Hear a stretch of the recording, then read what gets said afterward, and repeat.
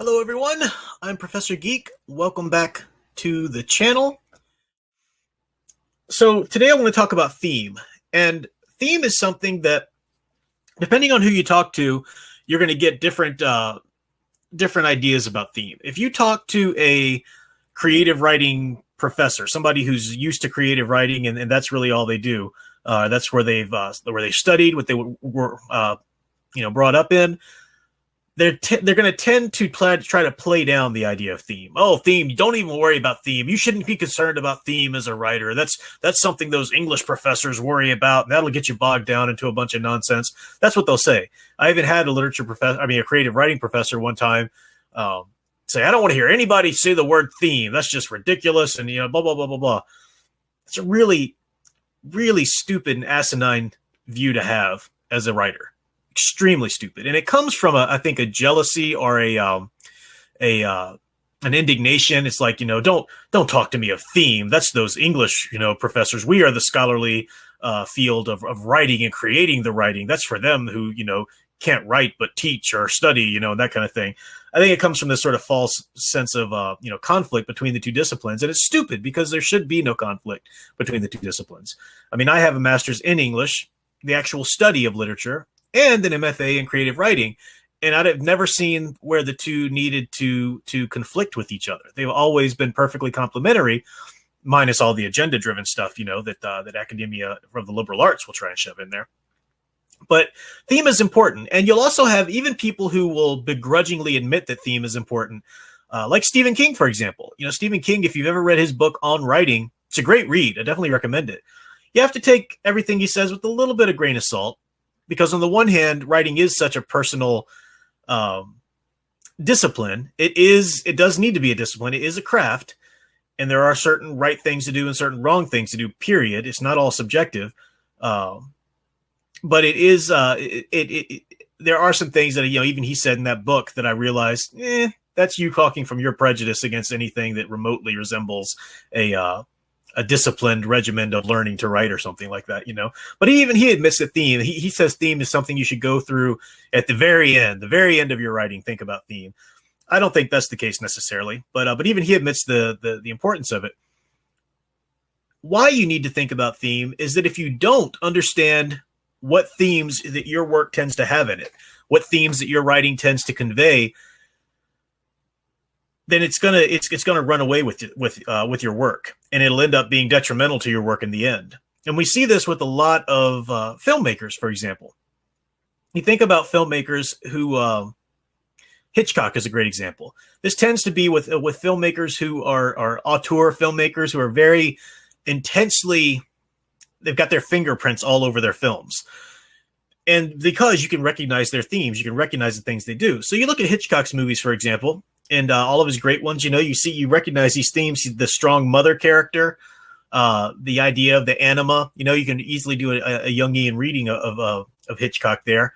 That first stage of the anima, the untouchable goddess, but the maiden, right? The sexually available maiden, that kind of aspect of the anima you see in his films quite a bit. And you start to recognize patterns. Oh, he likes his icy blondes. Eventually he gets to the point where all of his leading ladies have to have icy blonde hair. That's not that big of a deal, but okay. It's something little, it's a little touch he does. Eventually, if you look at his films chronologically, you find out that they do start to suffer towards the end of his life, and not toward the end of his life, but towards the end of his career, in quality. They do start to go down in quality and then I read biographies about him, and I read about the types of films he was trying to get off the ground, and they really are just, dude, whoa, what? Come on, rein yourself in just a little bit. You want to be careful when you psychoanalyze any artist or writer or something like that, because they are human beings, and you don't know the ins and outs of their entire mind. Of course, obviously, you don't want to sit in judgment over them. But at the same time, I think it's legit to do a psychoanalytic reading of an artist or a writer or whatever, because it's part of the work, part of the analysis of their work. And you look at the sexual repression that is always sort of latent in his films, and that's fine. It makes for a good theme in his work. But then towards the end of his life, he was trying to do these movies, like he was obsessed with doing a movie with a woman basically being raped at the beginning of it. It was just, what are you doing, dude? Like, no one was really believing in these movies either, because they just kind of saw him going off the deep end. And that's because he didn't check his themes. He didn't realize what was really driving him. And you've got to realize, these are the things that are in my work that tend to crop up to the top a lot. Okay. Use that, work with it. It's kind of like the Jungian shadow. Integrate it into yourself. Don't deny it or it'll overrun you, but integrate it into your work so that you control it and it doesn't overrun your work, so that you are actually still telling fresh and new stories and that it doesn't just completely overrun your work. I'll give you another example of how it can hurt your work. When I was working on this is another way that themes can develop too, but when I was working on my creative thesis for my MFA degree, it was a collection of a bunch of different tales. And it's called Objects of Desire, a collection of tales. And really proud of the work, what it ended up. But as I was working on the initial drafts and going through it with my mentor at the time, at one point early in the stage, he looked back and he said, you got these 3 or maybe even 4 stories right here, because it was a collection of a bunch of tales, they're very, very short. And he said, they're different stories, but look at your main character in each of them. They're essentially the same character. And at first I thought, that's ridiculous. They're all different ages. They're different names. What are you talking about? But then I stepped back enough and looked at the characters and I thought, oh, he's right. These are essentially the same characters, just different, kind of coats of paint on the outside. And because for whatever reason, at that point in my life, that type of character was just very front and foremost in my thinking or in my, my own psychology at the time or whatever. Because in your writing, your own psychology is going to come out. And it doesn't mean, it's not always transparent. You can't always just look at a writer's writing and say, oh, clearly they've got issues with this or whatever. You do have to kind of go through and, really consume a wide amount of a writer's work before you can really kind of make any such connections like that. But that's an example. So I had to go back and vary those characters up, and then in some cases even change the story around. Well, that's an example of if I had just not worried about theme or not worried about that kind of thing, then I would have just ended up with a bunch of similar characters, and that's tacky. That's very very amateurish, in a writer's work. So you see themes like that. Now, just because you should be able to recognize themes in other people's work. And just because you can doesn't mean that they're letting it overrun their work. Another filmmaker, for example, Joss Whedon. I think Joss Whedon does a great job of not allowing his themes to overrun his work. One of the themes that he really, look at all of his movies, it's really in there. It's all over the place in his movies. He's got a bunch of different themes, but one of them is the young feminine character who seems helpless, but is capable of really kicking butt. That's Buffy the Vampire Slayer, right? Obviously. That's River Tam from Serenity. That's Black Widow from the Avengers, right? Playing off of her femininity, looking all helpless and everything, but then kicking butt. So he likes that theme. He likes the theme, and it's kind of tied into that of the underdog team ensemble of main characters. That's kind of one of the things he says he learns with Buffy is you really do need an ensemble to lead a series. And that's what he did with Serenity in the series, the Firefly in the film, obviously the Avengers and whatnot.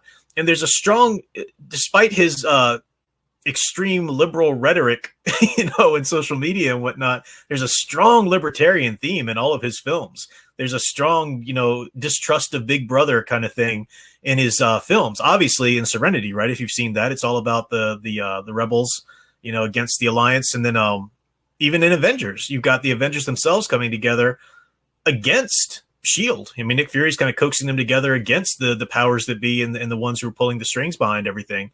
So it is, you can notice themes like that. And you can also notice some things like clearly Joss Whedon loves his redheads, and just about everything he does, you can find a redhead. Not every little thing, I'm not prepared to say, but he does like to put those redheads in there, usually in prominent roles too, if not some way, but he likes to work them in. And that's fine. It doesn't overrun his work. It's not like Hitchcock's Icy Blonde, where every leading lady had to be, icy blonde there for a while. So you should be able to recognize certain themes of people's work. And that's kind of a mark of their artistry. It's a mark of somebody's writing, and that's good. So what does that mean for you now? maybe you're just working on your first story, or maybe you've only written 2 or 3 things in your life, or maybe you've written a lot of things, that's fine. Wherever your stage you're at, you always want to have an eye toward your themes. How to go about doing this is to ask for other people's feedback, and you want to be specific about the feedback that you ask for.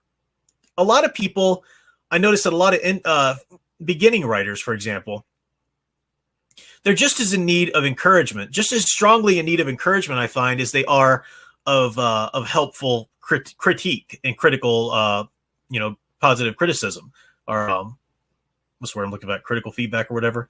But the problem with that is they don't tend to ask for the encouragement.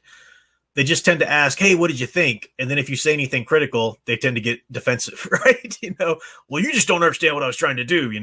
I'll have people do that. Even some people who pay me to look at their work, I'm like, what did you pay me for? Just to give you a pat on the back or something? But it's important to give the positive reinforcement too. That's something that writers are artists. They need that. They need that reinforcement, and you need to know what worked in your work and what you can do more of. It's very important. So a lot of writers, when I'll do like workshops and stuff like that in class or whatever, and they just think, oh, I need to talk about what doesn't work in this piece to make myself sound smart. Well, no, you need to talk about what works first. That's just as important, if not even more in some places. So that's one of the things, right? Writers need encouragement. They need reinforcement. So be specific about the type of feedback you're asking for.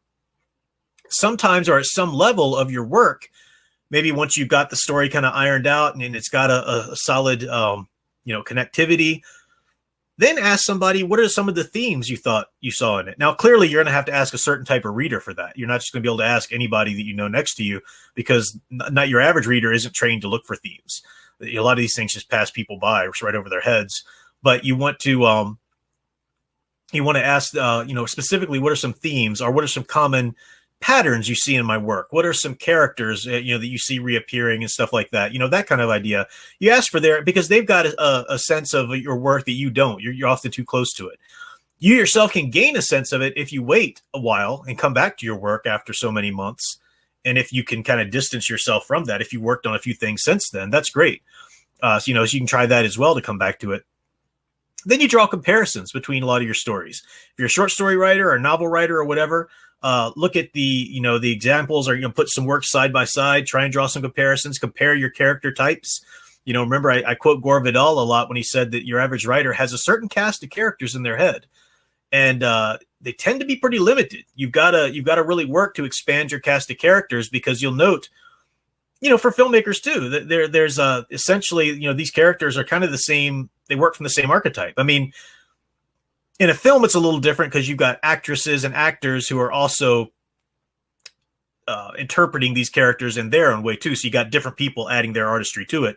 But, from a writing archetype, River Tam from Serenity is the same character type as Natasha Romanoff from Black Widow, from the Avengers there. Of course, they're very different by the end. Again, you've got the different actresses and whatnot, and all these interpretations and the different context of story, of course, but from that archetypal level, they tend to be very similar. So that, that's something to look for too. Comparisons between your characters, comparisons between the values that your story tends to uphold, or lack thereof, or lack of values it might uphold, stuff like that are the things that you'll look for. They'll draw out your themes. And once you start identifying your themes, in a way, it's a lifelong process. It's something that you're always want to have an eye toward your themes, because your themes will change too over your life. Not drastically, but they will shift as you go through different stages in your psychological development, and that's just part of living. That's part of a natural human growth. We go through different stages in psychological development and whatnot. Your themes will alter, or will be altered to reflect that. So you always want to have an eye to it. It's never that, okay, I've got it figured out now, I don't have to worry about it. That's the kind of idea there.